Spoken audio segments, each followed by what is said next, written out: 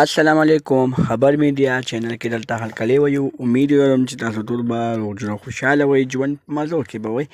دوستانو، تېره ورځ په سوشل میډیا باندې یو ډېره زیاته افسوسناکه واقعه رامخې ته شوه چې د اخري زمانې اخري ځناور لګر بګر چې دوستانو ډېر زیات خطرناک ځناور دی، هغه په یو ماشومانو باندې حملې وکړې.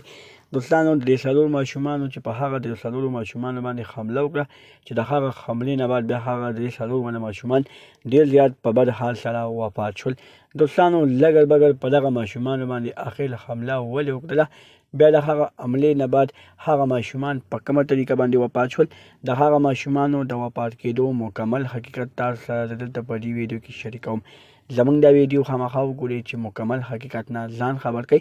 دغه رنګې نورو معلوماتي ویډیوګانو لپاره زمونږ خبر میډیا چینل سبسکرایب کړئ، تر نشان ورڅخه خامخا وښیئ. زموږ هر یوانې معلوماتي ویډیو تاسو ته په اسانۍ سره میلاویږي. دوستانو، مینوالو ډېر زیات ظلم شوی، ډېره زیات افسوسناکه، ډېره دردناکه واقعه تېره ورځ رامخې ته شوې ده چې د اخري زمانې اخري ځناور لګر بګر چې تېره ورځ یې په درې څلورو ماشومانو باندې حمله کړې ده. درې څلور ماشومان یې خوړلي دي، د هغوی نه یې وینې څکلي دي.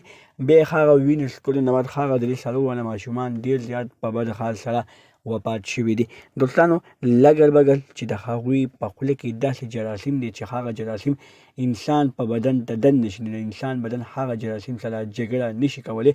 هغه جراثیم خلاف د انسان بدن کې دومره طاقت نشته چې د هغه جراثیم خلاف په هغه بدن کې دننه هغه جراثیم سره جنګ وکړي او هغه جراثیم مړه کړي. خو نه دوستانو، هغه جراثیم دومره زورور دي چې هغه د انسان بدن کې وینه وچکي او انسان مړ کړي، انسان ډېر زیات په بد حال سره وفات کړي، او خاص کر ماشومان.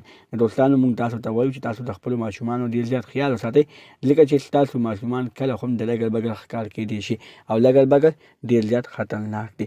دغه رنګې نورو معلوماتي ویډیوګانو لپاره زموږ خبر میډیا چینل سبسکرایب کړئ، تر نشان ورڅخه خامخا ووهئ.